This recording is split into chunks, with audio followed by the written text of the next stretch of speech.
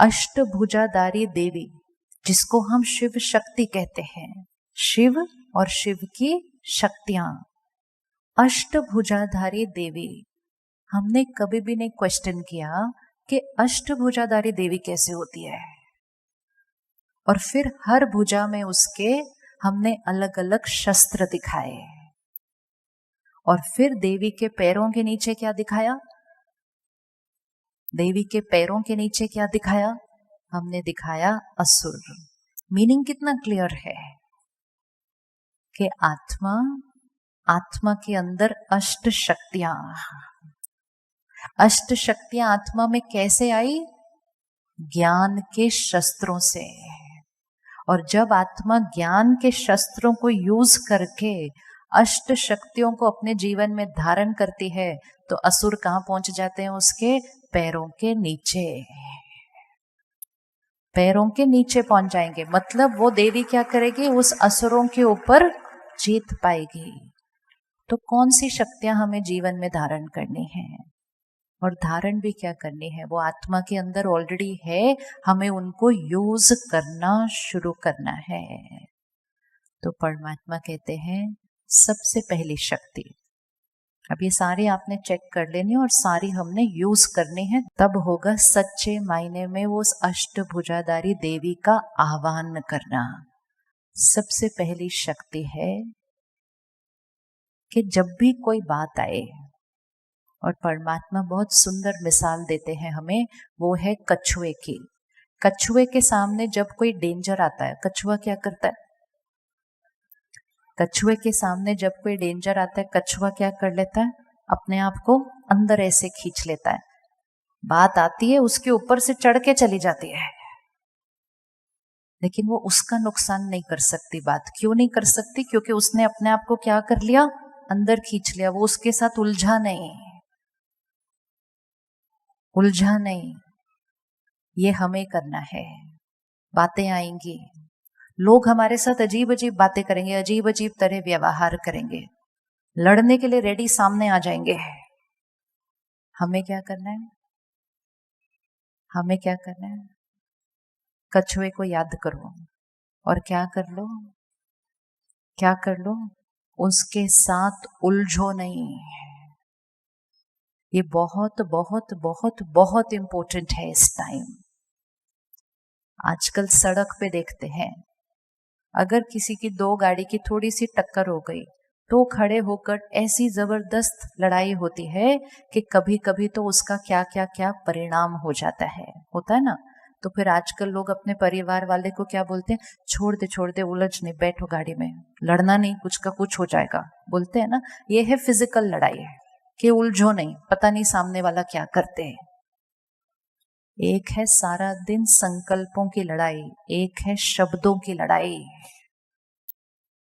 सामने वाला आया है, उस तरह से बात कर रहा है, निंदा कर रहा है, गलत बोल रहा है, वो टग ऑफ वॉर के जैसा है। वो टग ऑफ वॉर खेलते हैं ना स्कूल में, तो वो रस्सी दो एंड पे है।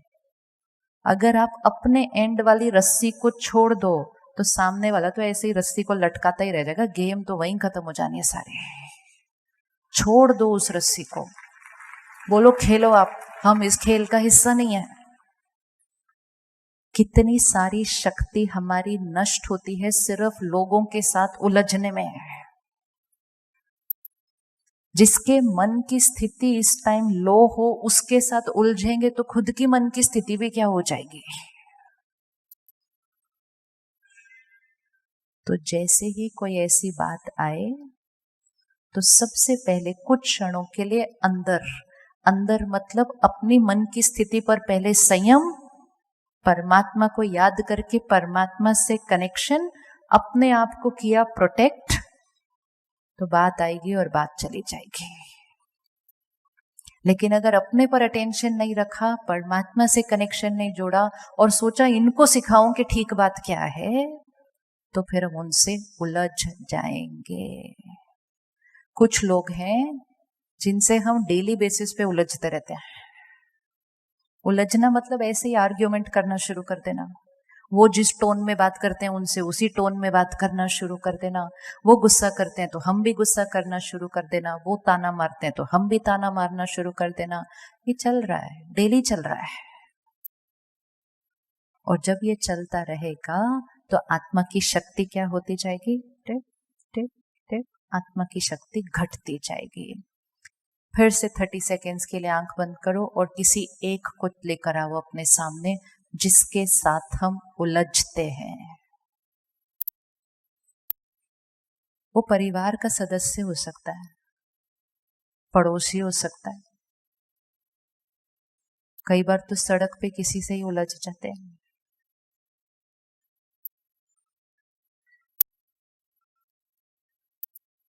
इसने ऐसा कहा तो मुझे भी तो जवाब देना था, उसने ऐसा किया तो मुझे भी तो करके दिखाना था। कंपटीशन इसमें हम करते हैं कि कौन ज्यादा अच्छे से गलत कर सकता है।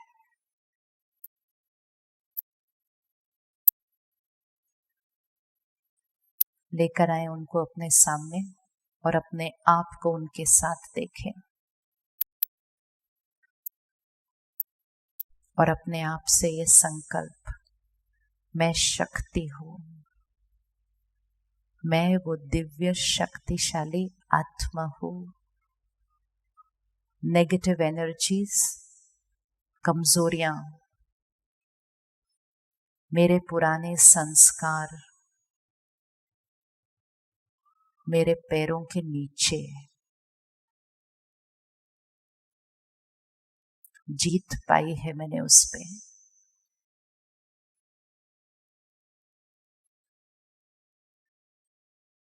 और उनको सामने देखकर उनको भी एक मैसेज भेजते हैं, आज से आपका और मेरा गेम ओवर। मेरी तरफ से आपको आज से सिर्फ और सिर्फ दुआएं ही दुआएं मिलनी है। आपकी एनर्जी में अब मैं नहीं एंटेंगल होने वाली। इसके बाद आप कुछ भी भेजो, कैसा भी व्यवहार करो, कुछ भी बोलो, मेरी तरफ से सिर्फ और सिर्फ और सिर्फ प्यार और दुआएं ही हैं, क्योंकि मेरे पास है ही वो अब सिर्फ।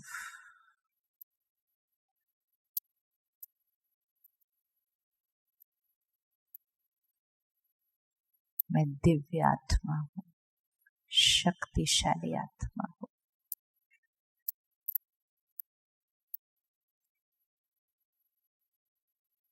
अच्छा, हाथ उठाएं जिसको कोई कोई एक दिखा किसके साथ ये करना है एक्सपेरिमेंट।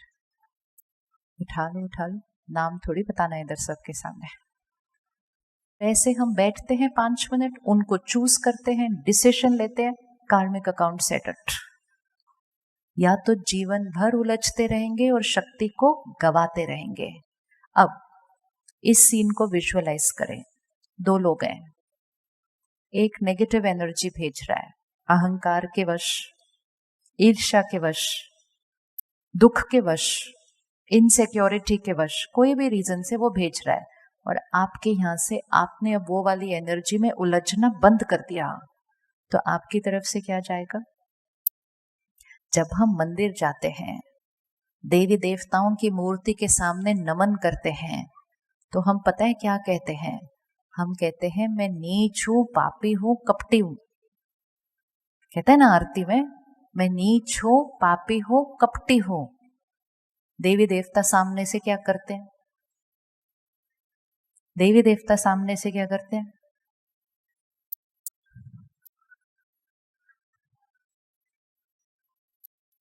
वो जीवन जीने का तरीका सिखाते हैं कि आपके सामने सारा दिन लोग आएंगे जो ये बोलेंगे नहीं कि मैं नीच हूं, पापी हूं, कपटी हूं, लेकिन करके दिखाएंगे कि मैं नीच हूं, पापी हूं, कपटी हूं, कैसा हूं। मतलब अपनी कमजोरियां लेकर आएंगे। ये जीवन जीने का तरीका सिखाते हैं कि सामने वाला अपनी कमजोरियां लेकर आएगा, आपको कैसे खड़ा होना है? हाथ से नहीं, यहां से सिर्फ दुआएं और आशीर्वाद। और जब आप दुआएं और आशीर्वाद देंगे, सामने वाला परिवर्तन हो जाएगा। लेकिन हमने कहा मैं आपको दिखाता हूं मैं कैसा हूं, तो फिर प्रॉब्लम आती है। मतलब सामने वाला लोअर एनर्जी लेकर आएगा, हमें कहाँ होना है, हायर एनर्जी पर होना है। हमें लोअर की तरफ खींचकर नहीं जाना है, हमें हाई रहकर लोअर को हाई लेकर आना है। ये है देवी शक्ति का प्रभाव। इसी दिव्यता का दुनिया आह्वान करने वाली है अगले हफ्ते से। लेकिन ये देवी शक्ति का आह्वान बाहर से नहीं करना है, ये मुझ आत्मा के अंदर की दिव्यता और शक्ति का आह्वान करना है, क्योंकि ये शक्ति हम हर एक आत्मा के अंदर है। आप में से किस किस को लगता है कि अगर आप डिसाइड करो हम नहीं उलझेंगे तो हम नहीं उलझेंगे, कोई हमें नहीं उलझा सकता? किस किस के पास ये पावर है? यही तो पावर है, इसी को पावर है। यही पावर की तो आप पूजा करने वाले हैं अगले हफ्ते। वो पूजा नहीं सिर्फ करनी, पूजनीय खुद बनना है, खुद बनना है, उस पावर को अपने अंदर इमर्ज करना है। हम सबके पास पावर है। तो पहली पावर, कोई भी बात आए, कोई भी परिस्थिति आए, कोई भी उलझे, हमें क्या करना है, 1 मिनट में मैं कौन और मैं किसका बच्चा। मैं दिव्य शक्तिशाली आत्मा और मैं किसका बच्चा, परमात्मा। परमात्मा क्या है, कल्याणकारी, मैं उसका बच्चा। मैं भी कैसा, आशीर्वाद, दुआएं। सामने वाला थक जाएगा, और जब सामने वाले को ऐसे ऐसे ऐसे एनर्जी मिलती जाएगी, सामने वाला भी परिवर्तन हो जाएगा। ये है मनुष्य आत्मा की पावर, वो देवी शक्ति जो सिर्फ खुद को नहीं औरों को भी परिवर्तन कर सकती है। उसी का गायन और उसी की महिमा और उसी की पूजा है। दूसरी शक्ति, दूसरी शक्ति, हमेशा अंदर सारी बातें समेट कर रेडी होना चाहिए। जैसे कुछ लोग ट्रैवल बहुत करते हैं तो उनका एक छोटा सूटकेस हमेशा रेडी पड़ा होता है कि एक फोन कॉल आए और सूटकेस लेकर, टाइम भी नहीं है पैकिंग करने के लिए।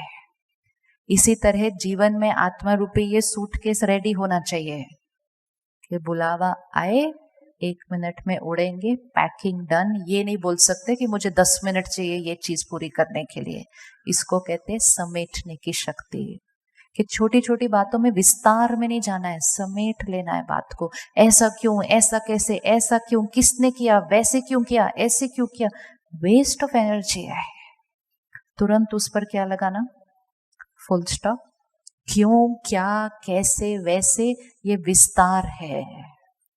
और समेटने की शक्ति मतलब मैं आत्मा, शक्तिशाली आत्मा, वही संकल्प करूंगी, वही संस्कार बनाऊंगी जिससे मेरा श्रेष्ठ भाग्य बनता है, फुल स्टॉप। और जब हम ये करेंगे तो हमारे अंदर एक बहुत सुंदर शक्ति का आह्वान हो जाएगा, और वो शक्ति है सहन करने की शक्ति। आजकल हमारी सहन करने की शक्ति थोड़ी सी घटी हुई है। छोटी छोटी बातें बुरी लगती हैं, लगती है ना, छोटी छोटी बातें बुरी। मैसेज का रिप्लाई नहीं तो आधे घंटे में तो वो भी बुरा अच्छा, तो बात का साइज नहीं है कुछ बुरा लगने का। तो बोला आपको बुरा क्यों लगा, नहीं आपने रिप्लाई नहीं किया। बोला भैया सोचो तो, कहीं बाहर होंगे, कोई नहीं, लेकिन मुझे ब्लू टिक तो दिख गया था आपके मैसेज के ऊपर, आपने फिर भी देखा, फिर भी रिप्लाई नहीं किया, तो हर्ट। सहन करने की शक्ति मतलब टॉलरेंस पावर ही नहीं है। The world has to be my way. ऐसी छोटी छोटी बातों से परचिंतन चलता है तो आत्मा की शक्ति क्या होती जाएगी, फिर घटती जाएगी। तो क्यों, क्योंकि किसी के साथ इंटेंगल हुए, किसी की उस व्यवहार का जवाब उस तरह से दिया, तो शक्तियों को क्या करते गए, घटाते गए। तो सहन करने की शक्ति, हर रोज अपने आप को सुबह एक संकल्प जरूर देना है, मेरी टॉलरेंस पावर 100% है। ये नहीं बोलना है कभी मेरे से सहन नहीं होता, ये लाइन करेक्ट नहीं है। अगर हम बोलते जाएंगे मेरे से सहन नहीं होता, मेरे से सहन नहीं होता, मेरे से सहन नहीं होता, तो ये लाइन बोलने से हमारी सहन शक्ति क्या होती जाएगी, चेंज करेंगे और क्या बोलेंगे, मेरी सहन शक्ति, बोलिए मेरी सहन शक्ति मेरे पास इतनी शक्ति है कि मैं कोई भी व्यवहार और किसी भी बात और किसी भी परिस्थिति को सहन कर सकती हूँ। मेरे पास इतनी शक्ति है, मैं इतनी शक्तिशाली आत्मा हूं। है ना ऐसी वाली आत्मा? ये शक्तियों का गायन और पूजन है। चलो इकट्ठे मिलकर बोलते हैं, मेरे पास इतनी शक्ति है कि मैं किसी के कैसे भी व्यवहार को प्यार से सहन कर सकती हूँ। और प्यार से सहन करना मतलब उनके व्यवहार के बाद मेरे यहाँ पर कोई संकल्प नहीं चलता, ये ऐसा क्यों, ऐसा क्यों, ऐसा। सहन कर लिया मतलब कोई थॉट्स नहीं उनके बारे में। सहन कर लिया, सहन कर लिया मतलब ये नहीं कि चुप हो गए। सहन कर लिया मतलब मन चुप हो गया। कई बार हम कहते हैं जीवन भर मैंने बहुत सहन किया है, मेरे जितना सहन तो किसी ने किया ही नहीं है। जो ये बोल रहा है कि मैंने बहुत सहन किया, इसका मतलब अंदर से बहुत दुखी है। वो सहन नहीं होता। मैंने बहुत एडजस्ट किया, एडजस्ट किया। एडजस्ट किया मतलब ये नहीं कि मैं चुप करके अंदर रह रही थी उनके साथ, मैं उस ऑफिस में काम कर रही थी। सहन किया मतलब मेरे चित्त ने एक भी क्वेश्चन नहीं किया। I understood, I adjusted, I tolerated. सहन किया। क्यों सहन किया? अंडरस्टैंडिंग से किया कि हर एक आत्मा अलग अलग संस्कार लेकर आई है, हर एक आत्मा अलग अलग कर्मों से अपना भाग्य लेकर आई है। तो फिर सहन करना नहीं पड़ता है, सहन करना नहीं पड़ता है। अपने आप मन क्वेश्चन करता ही नहीं है उस बात को कि ये ऐसा क्यों, ऐसा क्यों और ऐसा क्यों। अगली शक्ति, बातों को अपने अंदर समाने की शक्ति। कोई बात किसी की पता चल जाए, किसी की कोई कमजोरी दिख जाए, उसको फैलाना नहीं। फैलाने से शक्तियां क्या हो जाती है? फैलाने से शक्तियां क्या हो जाती है? आपको पता है, आपको पता है, आपको पता है। सिर्फ रिश्तेदारों की नहीं, सारी दुनिया की बातें फैला रहे हैं, क्योंकि हमारे पास एक बहुत स्ट्रॉन्ग टेक्नोलॉजी आ गई है। आज सुबह ही भाई कह रहे थे, एक व्यक्ति के कोई एक मैसेज बनाया, बाकी सबने तो सिर्फ फॉरवर्ड ही कर दिया। ध्यान से करना, इसमें भी कर्म बनते हैं। ये कर्म बनते हैं जब हम कोई गलत बातें फैलाते हैं। बनाने वाला एक होता है, वो एक बनाने वाला बनाना बंद कर देगा अगर हम फैलाने वाले फैलाना बंद कर देंगे। लेकिन वो बनाने वाले की जीत तब होती है जब 10 मिनट के अंदर वो पूरे, तो मिशन अकम्प्लिश्ड हो गया ना जिसने बना लिया। तो प्रतिज्ञा करनी चाहिए अपने आप से, जो मैसेज सात्विक नहीं, वो मैसेज मेरे फोन से किसी और को जा सकता नहीं, और मेरे फोन पे भी रह सकता नहीं। तामसिक चीजों को अपने फोन पे भी रखना नहीं चाहिए। फोन की भी एनर्जी खराब होती है ऐसी चीजें रखकर अपने फोन पर। क्यों ऐसी चीजों का वाइब्रेशन अपने फोन पर भी रखें जहां किसी की निंदा हो रही है, किसी का मजाक उड़ाया जा रहा है, किसी के बारे में गलत बातें फैलाई जा रही है, कोई हिंसा, ये सब तामसिक चीजें हैं। नवरात्रे मतलब सिर्फ और सिर्फ और सिर्फ सात्विकता। ये इक्वेशन भी याद फिट कर लेनी है, सात्विकता के बिना देवी की शक्ति का आह्वान नहीं होगा। तो आज रात को सोने से पहले फोन को साफ कर लेना, फोन को साफ कर लेना। फिर कल सुबह से एक और अभ्यास करना कि पढ़े बिना डिलीट करना, देखे बिना डिलीट करना। मैसेज को देखकर पता चल जाता है कि ये सात्विक है या नहीं है। अपने टेस्ट को बदलना है। तामसिक चीजें मजेदार होती हैं लेकिन वो तामसिक है, हानिकारक होती है। सात्विक चीजें कभी कभी थोड़ी बोरिंग लगती हैं, लेकिन वो सात्विक हैं, दैव्यता लाती है, सेहत लाती है, खुशी लाती है, पवित्रता लाती है। फोन पे हर चीज सात्विक होनी चाहिए, मजाक भी तामसिक नहीं होना चाहिए। तो समाने की शक्ति चित्त पर तो बाद में करेंगे, पहले तो फोन पे अभी प्रैक्टिस करनी पड़ेगी। आज करेंगे फोन को साफ, रात को सोने से पहले डिलीट कर दें, बिल्कुल डिलीट करें। हर चीज की एक एनर्जी है, ध्यान रखना है कि अपने आप को आसपास किन एनर्जीज से सराउंड किया हुआ है। हम ये सब का तो ध्यान रखते हैं कि रूम का डायरेक्शन कौन सा है, दुकान का डायरेक्शन कौन सा है, वो सब एनर्जीज का हम ध्यान रखते हैं, लेकिन हम खुद को किन एनर्जीज से सराउंड करते हैं और अपने अंदर कौन सी एनर्जीज भरते हैं वो नहीं हम ध्यान रखते। तो समाने की शक्ति, जो समाएगा वो दूसरे को परिवर्तन कर देगा, जो फैलाएगा वो खुद बहुत स्ट्रॉन्ग कार्मिक अकाउंट का हिस्सेदार बन जाएगा। तो एक कोई हमें मैसेज भेजे तो हम आगे फॉरवर्ड नहीं करेंगे, करे प्रतिज्ञा आज हम फॉरवर्ड नहीं करेंगे, कौन कौन करता है। लेकिन ध्यान रखना, चेकिंग भी होनी चाहिए कौन से वाले मैसेजेस फॉरवर्ड नहीं करने हैं। परखने की शक्ति भी बहुत इंपॉर्टेंट है कि सात्विक क्या और तामसिक क्या। टेस्ट थोड़े बदले हुए हैं ना, तो तामसिक चीजों को भी लगता है ये तो नॉर्मल है ना, ये तो हंसी मजाक है, इसमें क्या गलत है। जो किसी की एनर्जी को डाउन करे वो तामसिक है, जो दूसरी आत्मा की उन्नति करे वो सात्विक है। तो अटेंशन से चेकिंग कि हम कोई ऐसा मैसेज फॉरवर्ड नहीं करेंगे, दूसरा हम कोई किसी की बात ऐसे किसी को नहीं करेंगे। अगर हम एक दिन सिर्फ ये चेकिंग करें कि हम किसी की कमजोरी किसी और को नहीं सुनाएंगे, हमारे सारे दिन में कितना टाइम बच जाएगा, बचेगा कि नहीं बचेगा। आपके घर में कुछ हुआ उसको अपने तक रखना। अभी झगड़ा चल ही रहा होता है तो व्हाट्सएप करके अपने परिवार को उधर भेज देते हैं, मेरे घर में ये चल रहा है।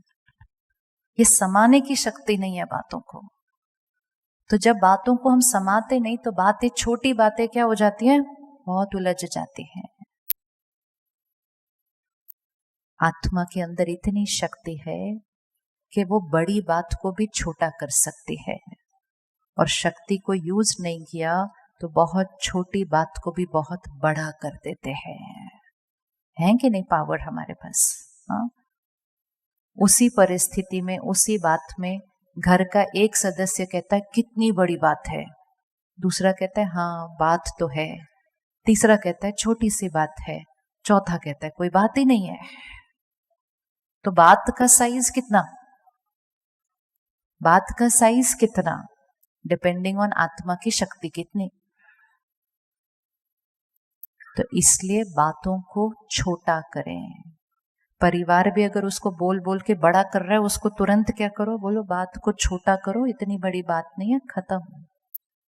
लेकिन बोलते बोलते बोलते, फैलाते फैलाते फैलाते, फिर दूसरों को भी बोलते बोलते हम छोटी बात को बहुत बड़ा कर देते हैं। जब हम किसी की कमजोरी किसी और को सुनाते हैं तो हम दूसरे के चित्त को मैला करने का कर्म करते हैं कि सिर्फ मेरा मन चित्त क्यों मैला हो, आपका भी हो। फिर वो और हम सब मिलकर उस आत्मा के लिए वो कमजोर वाले वाइब्रेशन भेजते हैं, तो उसका मन चित्त और मैला होता है। ये बहुत डीप कार्मिक अकाउंट बनता है। तो दूसरों को सुनाना नहीं, और दूसरे अगर सुनाने आए तो सुनना नहीं, क्योंकि दूसरे भी आ सकते हैं हमारा मन चित्त मैला करने के लिए। उनको ना बोलने की शक्ति कि मुझे किसी की कमजोरी, मुझे कोई सारी ऐसे दूसरों की बातें मुझे सुननी नहीं, मुझे अपने वातावरण को दूषित करना नहीं। फिर से आंख बंद करें और उन लोगों को देखें जो आपको सुनाने के लिए आते हैं। अपनी चेकिंग बाद में करेंगे, पहले उनकी देखते हैं जो हमें सुनाने के लिए आते हैं।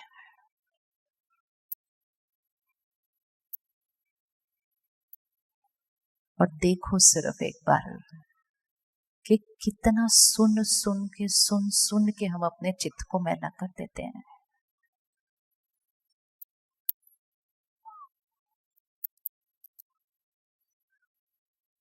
और आज ये प्रतिज्ञा नहीं सुनना है मुझे।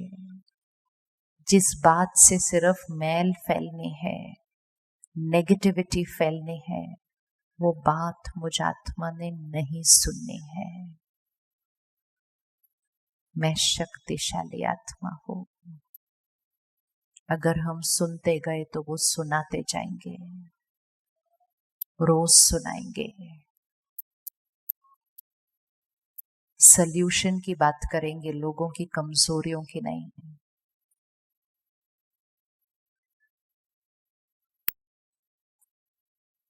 सुनना नहीं।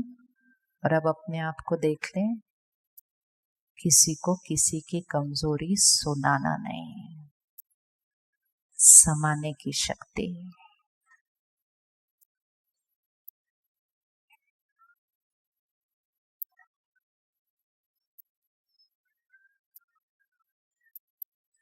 ओके, अब जब ये कर लिया,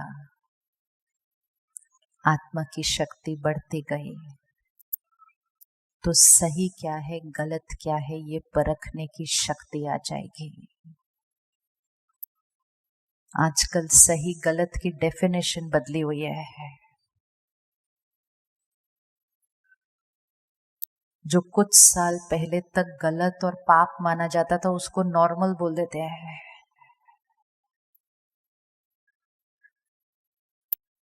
जो कुछ साल पहले तक छिप छिप कर करते थे, अभी सबके सामने कहते हैं इसमें क्या गलत बात है।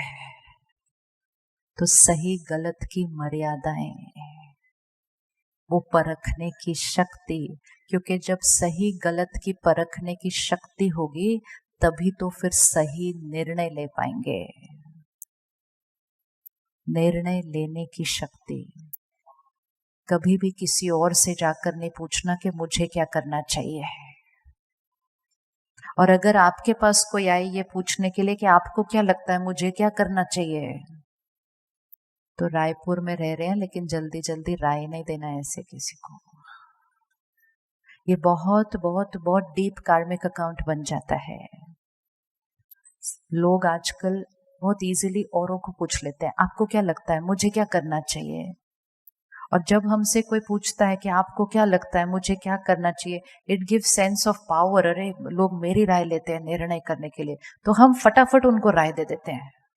वही राय अपने घर में इंप्लीमेंट करनी होती तो महीने बीत जाएंगे, डिसीजन नहीं ले पाएंगे। लेकिन दूसरे को देने में 10 सेकेंड, इसमें क्या बड़ी बात है, ऐसे करो। ये बड़े ध्यान से करना पड़ता है, क्योंकि अगर हमने किसी को राय दी, वो राय उस आत्मा ने अपने संस्कार और अपने कर्मों के अनुसार इंप्लीमेंट करनी है। और अगर वो आत्मा के पास वो संस्कार नहीं है उस राय को इंप्लीमेंट करने के लिए, और अगर उसने कुछ गलती की, वो गलती का भागीदार हम। अपने निर्णय लेने की शक्ति को बढ़ाना है। तो जब परखने की शक्ति बढ़ेगी तो निर्णय लेने की शक्ति भी बढ़ जाएगी। और जब ये सब कुछ होगा तो एक बहुत सुंदर शक्ति हमारे अंदर आ जाएगी, और उसको कहते हैं सहयोग करने की शक्ति। किस चीज का सहयोग करना है? हर एक के लिए अच्छा सोचना, ये सबसे बड़ा सहयोग है।